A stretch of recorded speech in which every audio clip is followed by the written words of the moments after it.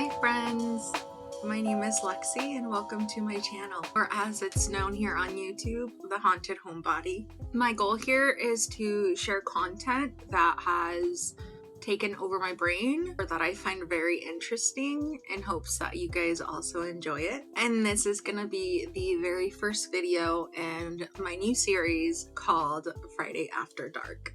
Friday After Dark for me is true crime, like strange history, things that would keep us up at night. If any of this sounds interesting to you, I hope you stick around and let's get started.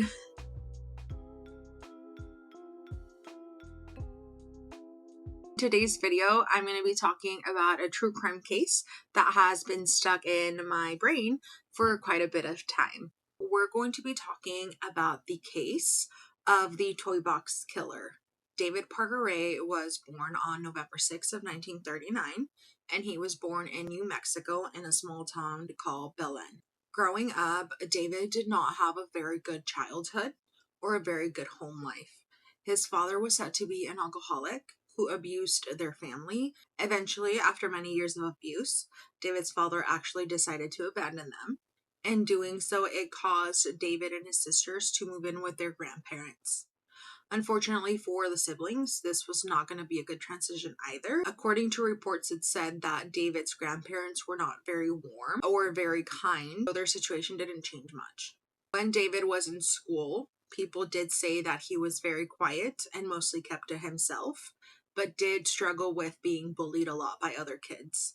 Investigators said that as David began to get older, he started to have very gruesome and violent fantasies that followed him into adulthood. As a young adult, David did serve in the U.S. military. He was an army mechanic before eventually returning to New Mexico. Fast forward a few decades to the 1980s, it is there that investigators say he built what became known as the toy box. Despite the name, it wasn't a toy box at all. It was a soundproof trailer outfitted with restraints, chains, and numerous other devices used to imprison and torture women. David did have an accomplice in all of this. Her name was Cindy Hendy, and she was actually his girlfriend.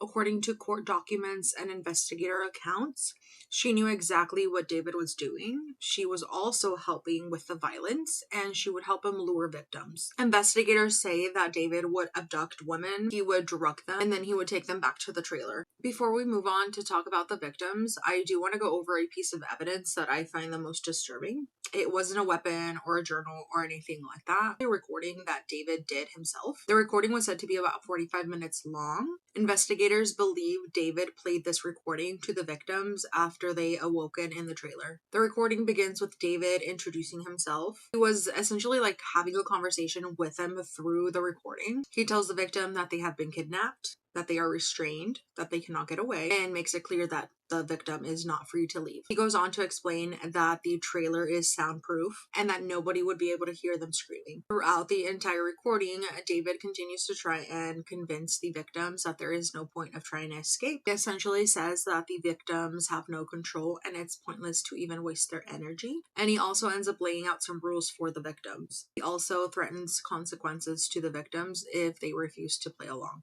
Later on in the recording, David does say that this is not the first time that he's done this to somebody. At one point, he also claims that he sometimes keeps more than one victim at a time. He also talks about drugs being used to keep the victims compliant and claims they may not remember everything that happens to them. Later, investigators believed this was part of his attempt to confuse, manipulate, and control his victims. Just to be clear, what I shared today is a very toned down version of the recording. Again, the recording is about 45 minutes in length. It goes into far more disturbing detail than I could show in this video. Hey guys! I hope you guys are enjoying this video so far, and if you are and would like to see my face on your feed more often, I would really appreciate you guys pressing that subscribe button because it does help out this channel. Now back to the video.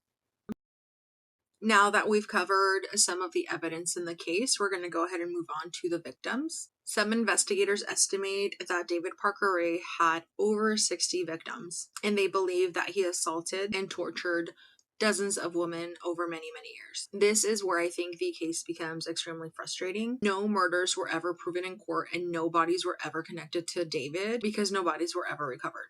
I don't think we'll ever truly know the number of victims that David had or everything that actually happened. Now, here is some good news. Let's talk about the escape that changed everything. In March of 1999, one of David's victims, named Cynthia Vigil, saw an opportunity to escape. David was getting ready to go to work and told Cindy, his girlfriend, that she needed to watch over the victim, Cynthia. At one time or another, Cindy ended up leaving some keys very close to Cynthia, and Cynthia realized she could reach them. She went for it. She grabbed the keys, she unlocked herself, and then she grabbed an ice pick and stabbed Cindy. When I read this part of the case, I was like, heck yeah, girl. Oh! So after Cynthia stabbed Cindy, she was able to run out of the trailer. Unfortunately, because of what had been happening to Cynthia, she was hardly clothed and she still had a metal collar around her neck. Thankfully, after everything that had happened to Cynthia, she was able to find help, and this person went ahead and called the police. So this is where the investigation started. The investigators went back to David Parker Ray's property, and that is where they found the trailer. They also uncovered a bunch of evidence that included journals, photographs, tools, and other things that they used for torture. The evidence totaled years, and I'm talking about like decades of abuse and violent things that they have done to other people. In the investigation, they arrested David, they arrested Cindy, and they also arrested David's daughter named Jessie. Although David Parker Ray was widely known as the toy box killer, he was never convicted of the murders because none of the bodies could be found. And since none of the bodies were recovered, there was nothing to tie him back to those violent crimes. He did plead guilty to other charges. The charges including kidnapping and other criminal offenses. He did receive prison time. They ended up charging him with a total of 220 years in prison. However, he lucked out because he didn't serve very much of it. On May 28th of 2002, he ended up literally having a heart attack and dying. He ended up dying at the age of 62, which I feel was not what he deserved. But at least he's dead, right? He ended up serving 18 years in a New Mexico prison, and currently she resides in the state of Washington in a town named Kent, and she is, I believe, registered as a level 2 sex offender. Jessie, David's daughter, ended up serving about 2.5 years in prison because she did get a plea deal, and it turns out that she had been a victim of severe and lifelong abuse and manipulation by her father. Authorities and psychologists did go ahead and recognize this, that her involvement was considered a survival mechanism. So my final thoughts for this case. I think one of the hardest parts of the case is knowing that not only did he die and didn't serve out his sentence, it's the fact that none of the bodies were found, which means they couldn't be tied to him. But most importantly, they weren't able to be recovered, so the family never got closure, or the families, I should say. What we do know is that Cynthia was the reason why they were stopped. Cynthia was the reason why there was no further victims. Without her escaping, who knows if they would still be active today or how many victims there would still be. Alright guys, that wraps up this case. If you guys found today's case enjoyable, if you learned something new, or if you want to see my face on your feed, please leave a like, comment, and subscribe. And if you wouldn't mind, go ahead and put a little teddy bear down in the comments so I know you made it this far. Until next time, stay cozy, keep it spooky, and maybe leave a light on. Bye!